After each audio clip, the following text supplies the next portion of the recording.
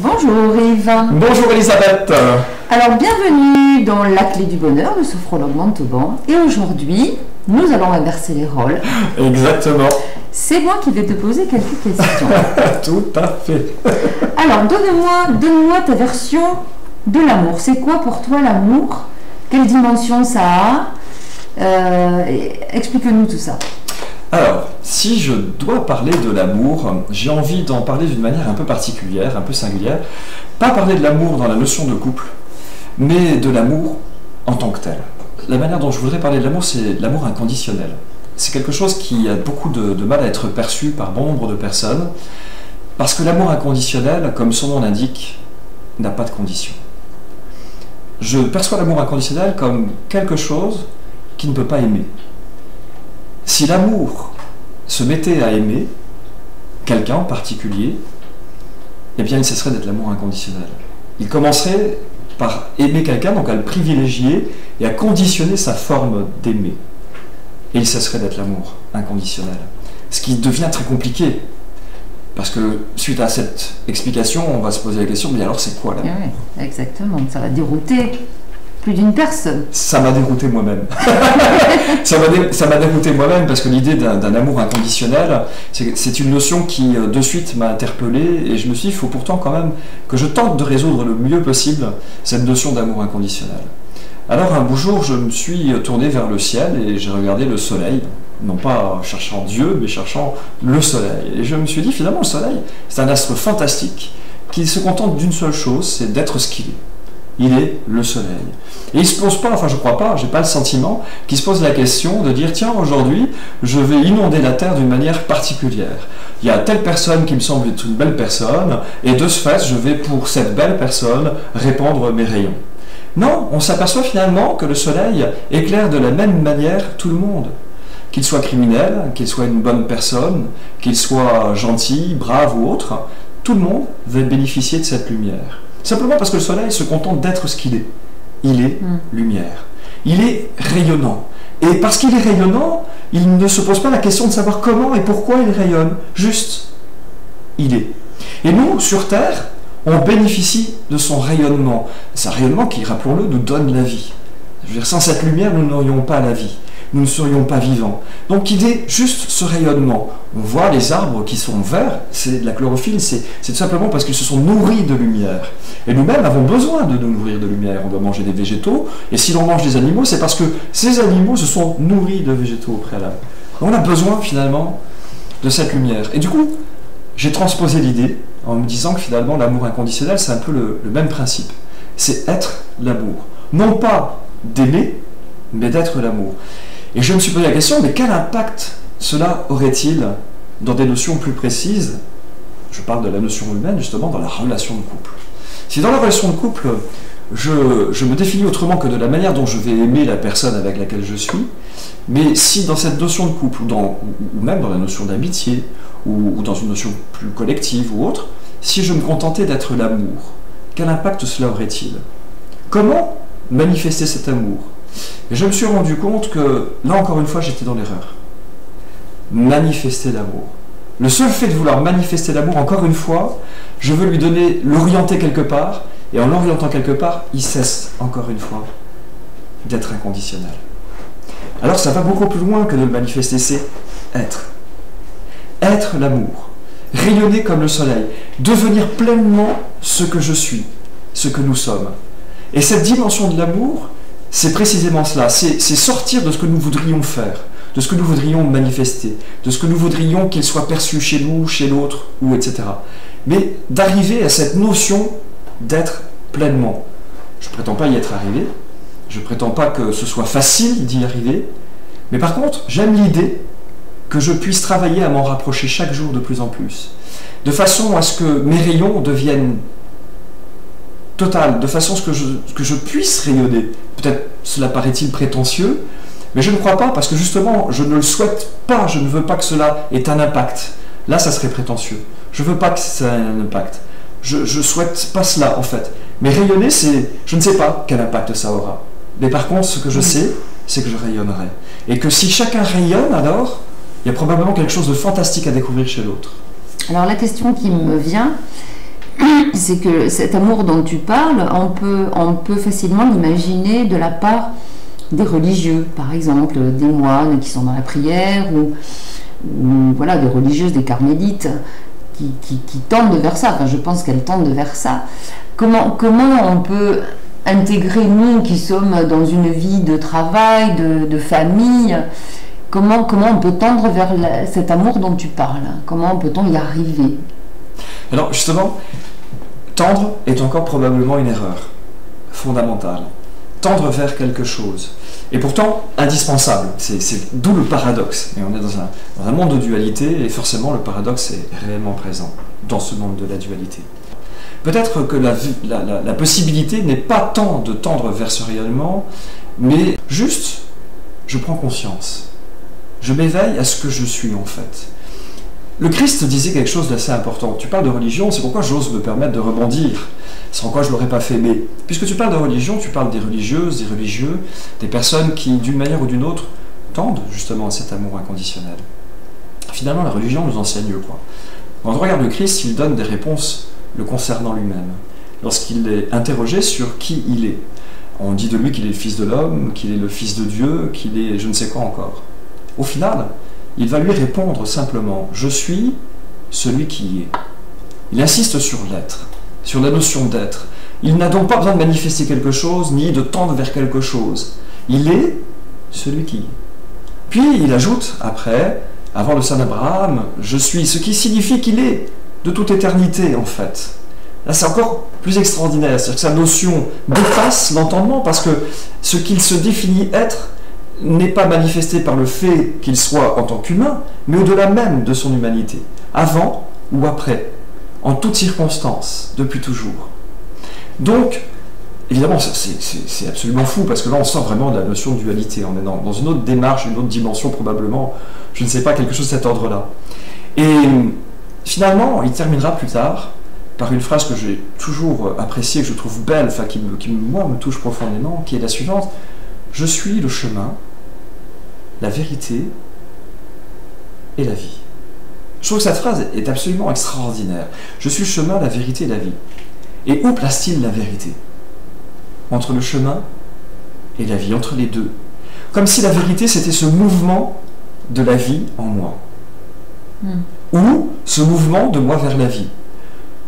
Quoi qu'il en soit, c'est comme si la vérité, c'était précisément ce mouvement même de la vie.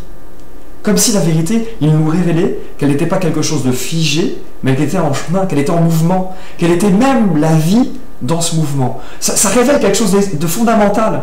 Ça veut dire que finalement, être l'amour inconditionnel, ça voudrait dire simplement vivre. Vivre pleinement. Vivre sans plus chercher quelque chose, mais révéler ce que nous sommes. Révéler pleinement. C'est s'autoriser finalement, pour donner l'image, ce que ferait quelqu'un lorsqu'il se trouverait, ou ce que je ferais moi si je me trouvais au sommet d'une montagne, sachant qu'il n'y ait personne autour de moi, mais que moi-même, au milieu d'une forêt, ou peut-être à l'inverse, sur un plateau absolument magnifique, où il y aurait juste de la verdure, et ce ciel merveilleux, ce soleil, peut-être aurais-je envie de danser, ou peut-être aurais-je envie de crier, ou de chanter, ou de dire des choses, sans me soucier de ce que les autres pourraient en penser ou en dire. Cette liberté formidable de me dire, bah là, voilà, je suis arrivé dans ce sommet et j'y fais ce que je veux. Je peux courir, je peux chanter, je sais que personne ne me regarde, et j'ai cette liberté extraordinaire. Et je pense que c'est ça, en fait, l'amour inconditionnel. C'est de retrouver cette même liberté, mais au milieu de tout le monde. Une liberté qui ne nuise pas à l'autre, qui ne nuise pas à soi-même, mais qui, parce qu'évidemment, si c'est une liberté qui ne tient pas compte de l'autre, elle peut nuire à l'autre. Mais cette espèce de liberté qui fait qu'à la fois on se sent tellement rayonnant, tellement dans ce mouvement de la vie, sans gêner l'autre. C'est là la subtilité, c'est comment est-ce que je peux m'épanouir pleinement comme une fleur. Une fleur, elle s'épanouit, elle ne gêne pas les autres fleurs. D'ailleurs, quand elle fane, elle ne gêne pas non plus les autres. Un bouquet de fleurs, c'est pas parce qu'il y a une fleur fanée qu'on a envie de la supprimer. Au contraire, elle donne encore plus de beauté aux autres fleurs d'à côté, et inversement. Là, je trouve que tout est beau. Et c'est peut-être ça, en fait. Alors, c'est difficile hein, à définir mieux, peut-être. En tout cas, moi, j'y arrive pas aujourd'hui, mais c'est cette révélation de soi, en fait. C'est plus une révélation qu'un mécanisme qui tendrait à aller vers. Alors, moi, ce qui me vient à l'esprit, c'est que tu parles de s'autoriser à faire des choses, ou qu'est-ce que j'aurais envie de faire s'il n'y avait pas le jugement des autres, etc. Mais souvent, il n'y a pas meilleur geôlier que soi-même. Donc on peut être seul et sans personne et ne pas s'autoriser à faire les choses, ne pas oser faire les choses. Avec ce juge intérieur qui te dit mais non, ça tu peux pas le faire, non ça il faut pas le faire, etc. Comment on peut arriver justement à pouvoir exprimer toute la magnificence de ce qu'on est et faire taire ce juge intérieur ou ce geôlier qui nous empêche de nous libérer en fait? C'est vrai que ce geôlier dont tu parles, il est précisément présent lorsqu'on se sent coupable. C'est la culpabilité qui provoque l'existence, j'ai envie de dire, de ce geôlier que moi j'appelle plutôt le juge. C'est un juge intérieur, vraiment qui est là pour donner une sentence. Lorsqu'on se sent coupable, forcément on connaît le mécanisme dans notre société. Quelqu'un a été considéré comme étant coupable, il passe devant le juge et le juge le condamne. Et c'est un peu la manière dont on a été éduqué. Toutes les premières années de notre vie, on va dire, pendant la petite enfance, l'adolescence jusqu'à l'âge adulte, on fonctionne un petit peu sur ce mécanisme de punition-récompense. C'est un petit peu la façon dont on nous enseigne. Si l'on fait quelque chose de pas bien, alors on va être puni. Va au coin, tu mangeras pas ce soir, je ne sais quoi encore de cet ordre-là, ou d'autres encore des fois bien pire. Et puis, à l'inverse, la récompense. Ah, je suis fier de toi, tu nous as ramené une bonne note, etc. Aujourd'hui, tu mangeras une bonne glace, on ira au cinéma, ou je ne sais quoi encore. On est vraiment dans cette notion de punition et récompense. Alors évidemment, comme tu le dis très, très clairement, on grandit avec ça, et bien souvent, on a du mal à s'en défaire de cela. Et on n'a même plus besoin d'un juge extérieur. C'est-à-dire que comme tu le dis très clairement, on a ce sentiment que parce qu'on a commis quelque chose de pas bien, on se sent coupable, et de ce fait, on invoque sans le savoir, de manière inconsciente, un juge qui va remplacer le parent ou l'éducateur qu'on a eu par le passé, qui lui va nous donner cette sentence. Puisque tu es coupable, eh bien, tu vas souffrir. Tu vas t'en vouloir et donc forcément tu vas te murer à l'intérieur de cette prison dans laquelle tu t'enfermes en plus, parce qu'on s'enferme dans cette prison où on ne s'autorise plus à rien. Alors évidemment, comment fait-on pour arriver à retrouver cette notion? Quand est-ce que nous avions cette notion d'insouciance?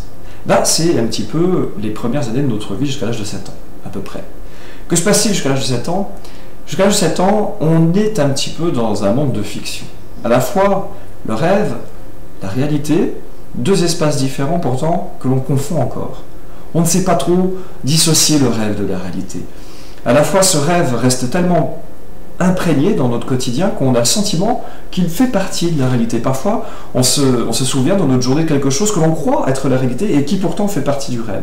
On a encore du mal à dissocier les deux. Puis, approchant l'âge de 7 ans, parce qu'on rentre dans un système aussi d'éducation où il nous faut mémoriser, apprendre l'histoire, etc., tout un tas de choses, on commence à se séparer de ce rêve et à rentrer dans un monde bien tangible, pour ne pas dire réel, parce que c'est peut-être le monde de Maya, c'est peut-être le monde de l'illusion au final, mais en tous les cas, dans ce monde bien tangible, on se dissocie du rêve et on se sépare finalement de notre créativité, de notre imaginaire.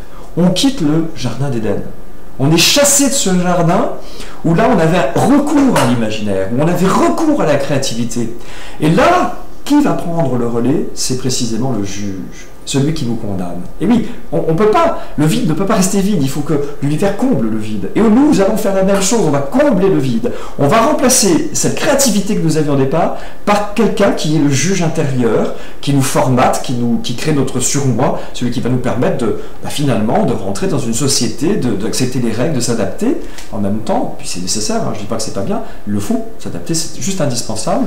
Et donc à partir de ce moment-là, on s'éloigne de plus en plus de ce monde formidable, j'aurais envie de dire, ce monde merveilleux pourrait-on dire même, de ce jardin d'Éden dans lequel on se sentait libre d'exister, où il y avait cette insouciance maître qui nous donnait cette possibilité d'exister pleinement. Alors comment faire? Il y a des tas d'outils, mais on ne peut pas tous les explorer là en un espace très court. Mais ce que je puis dire, c'est revenir vers soi. Pas revenir vers moi. Je ne parle pas de l'ego. On a parlé de soi en permanence. Soi, c'est l'être. Moi, c'est l'ego. Revenir vers soi, c'est une autre démarche que celle à laquelle on est habitué. Revenir vers moi, ça serait de me regarder dans le miroir, m'assurer que mon visage est bien, que je suis bien rasé, que je suis bien vêtu. D'ailleurs, ma chemise, tu vois, j'aurais pu peut-être fermer un bouton, mais je m'en fiche en fait. Mais revenir vers soi, finalement, c'est d'aller puiser dans les profondeurs de son être. Et découvrir que cette partie de nous-mêmes, de cet être, peut-être est-ce une flamme, peut-être, hein, c'est à nous de le découvrir, à chacun d'entre nous, peut-être est-ce une flamme qui elle, est éternelle, peut-être comme le dit le Christ, peut-être est-elle ce je suis, cette partie de nous-mêmes qui reste intemporelle, qui reste impénétrable, inviolable, qui reste sereine, paisible comme le fond de l'océan. Et lorsqu'on va découvrir cela, alors on va peut-être retrouver cette joie fondamentale, ce bonheur fondamental d'exister. Et là, peut-être que plus on s'éloigne du juge, finalement, qui est à la périphérie, parce qu'il a été construit qu'après, celui-là. Donc il est à la périphérie. Donc plus on s'en éloigne, plus on retrouve. C'est un petit peu comme quand on va dans les calottes glaciaires, et que grâce à la profondeur des calottes glaciaires, on découvre ce qu'était le monde au tout début. Ben, c'est peut-être un peu ça qui va se produire. Peut-être qu'en allant puiser au plus profond, on s'éloigne de tout ce qu'on a construit, et on retrouve le lieu de l'innocence. En tous les cas, on l'a peut-être quitté, mais il fait partie de nous parce que nous ne sommes rien d'autre que le résultat de tout ce que nous avons vécu. Et tout cela n'est pas mort, tout cela est en nous. On ne connaît que l'éternel présent, et cet éternel présent contient toutes les réalités que nous avons traversées.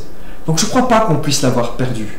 Je crois au contraire que par ce retour vers soi, qui peut être par le biais de la méditation, peut-être par le biais du silence, peut-être par l'écoute, l'observation, la contemplation, hein, on retrouve de nouveau le religieux, va nous permettre de renouer avec cette essence primordiale qui est celle de l'émerveillement, de la vraie joie profonde.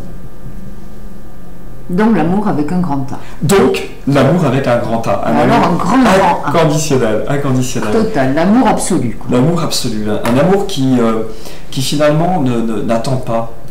J'aurais envie de dire que tant qu'on est dans l'attente de quelque chose, on est vraiment dans cet amour qu'il ne faut pas non plus dénigrer. Hein. Je ne suis pas en train de dire que le petit amour, ça n'existe pas le petit amour, que l'amour, la façon dont on a appris à aimer, dont on aime, je ne dis pas que c'est quelque chose de petit ou qu'il faut dédaigner. Non, au contraire, c'est fait de plein de bonnes intentions, de belles démarches, c'est aussi ce qui donne à la vie tout son sens, hein, les émotions ont leur sens. Cet amour reste beau ou combien. Simplement, dans cette notion de l'amour inconditionnel, s'ajoute une chose, c'est-à-dire que je ne suis plus dans l'attente. Je ne suis pas dans l'attente de quelque chose. J'aime à montrer, à signifier, et je dis toujours aux patients qui viennent me voir, il y a deux manières d'envisager le lâcher prise.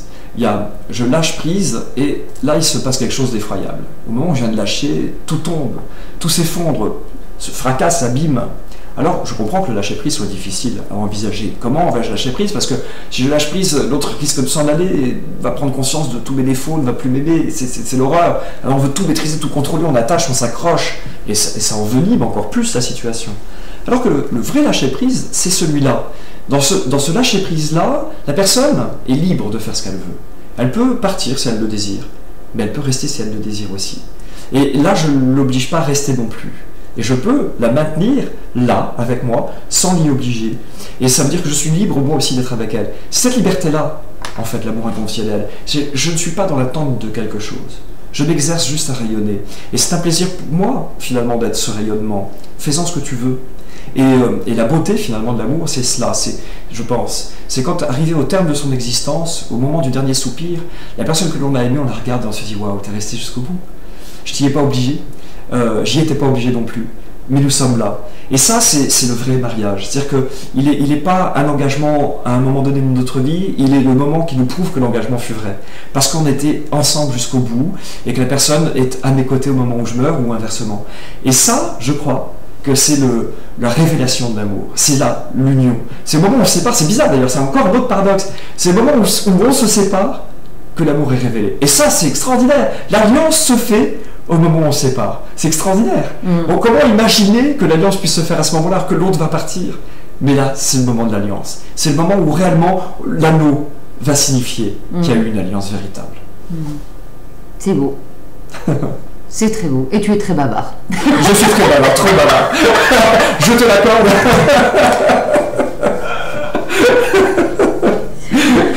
En tous les cas, merci de m'avoir permis de m'exprimer sur ce sujet. Mais je t'en prie, c'est un plaisir.